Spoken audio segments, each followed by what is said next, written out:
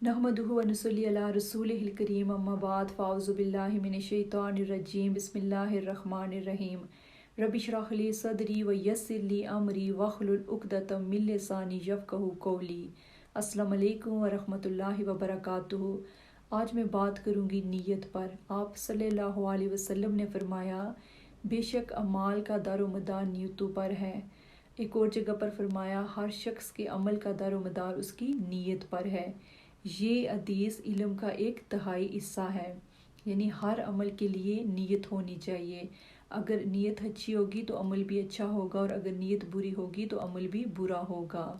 एक अक्लमंद इंसान जब भी कोई काम करता है तो वो नीयत ज़रूर करता है। नीयत से आपके सवाब के फ़र्क में, अजर व सवाब के फ़र्क में, अजर व सवाब में फ़र्क पड़ता है। यानी अगर आप अच्छी नीयत करेंगे तो अच्छा अजर मिलेगा, और अगर आप बुरी नीयत करेंगे तो उसका आपको कोई भी अजर व सवाब हासिल ना होगा।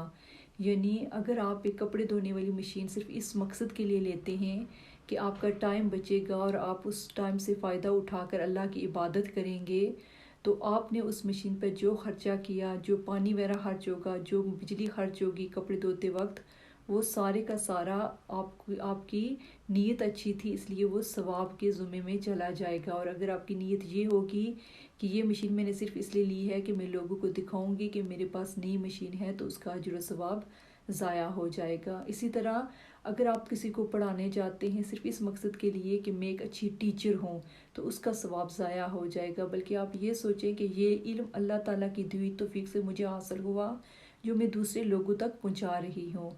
इसी तरह अगर आप कहीं दर्स देने जा रहे हैं और आप ये सोचते हैं कि पहले मैं दर्स दूंगी और उसके बाद मुझे चाय या खाना पीना मिल जाएगा, तो आपको चाय या खाना पीना तो ज़रूर मिल जाएगा, लेकिन जिस मकसद के लिए जो आपने दर्स दिया वो आपको हासिल नहीं हो सकेगा।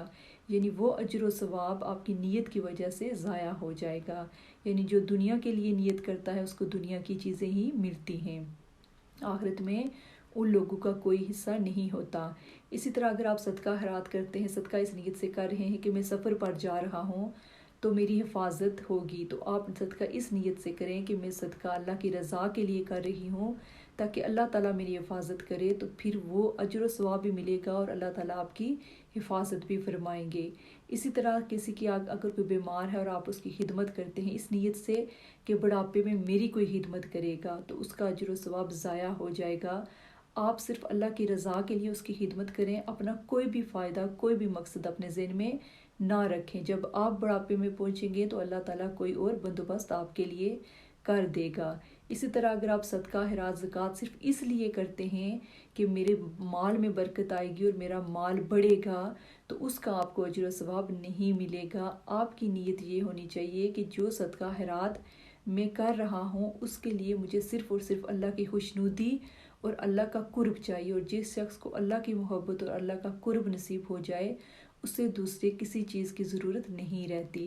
तो इसलिए आप जैसी नीयत करेंगे आपको वैसा ही अमल मिलेगा। अगर आप नीयत कर अच्छी होगी तो छोटे से छोटे काम पर आपको अजर व सवाब ज़्यादा मिलेगा, और अगर आपकी नीयत बुरी होगी तो आप चाहे जितना मर्ज़ी बड़ा काम करें आपको उसका सवाब नहीं मिलेगा, क्योंकि आपकी नीयत अच्छी नहीं थी। आपने जो भी चीज़ की वो सिर्फ दुनिया के लिए की। जब आपने दुनिया के लिए की तो आखिरत में उसका आपको कोई भी अजर नहीं मिलेगा। इसलिए हम सबको कोशिश करनी चाहिए कि हम छोटा काम हो या बड़ा काम हो, हम अपनी नीयत को सिर्फ़ और सिर्फ खालिस कर लें ताकि सिर्फ़ और सिर्फ अल्लाह की रज़ा हासिल हो। और जिस शख्स को अल्लाह की रज़ा, अल्लाह का कुर्ब और अल्लाह की मोहब्बत हासिल हो जाए उसे दुनिया की दूसरी किसी चीज़ की ज़रूरत नहीं रहती, क्योंकि अल्लाह ताला किसी इंसान को तन्हा नहीं छोड़ता। इसी तरह हमें अपनी ज़िंदगी में मकसद बना लेना चाहिए कि जब भी हम सुबह उठेंगे तो हमारी ज़िंदगी का मकसद ये होगा कि हम नीयत जो है वो हम नीयत कर लेंगे कि जो भी हम काम करेंगे वो सिर्फ़ और सिर्फ अल्लाह की रज़ा के लिए करेंगे, और जैसा हमें आप सल्लल्लाहु अलैहि वसल्लम ने बताया हम उसी तरीके के साथ करेंगे।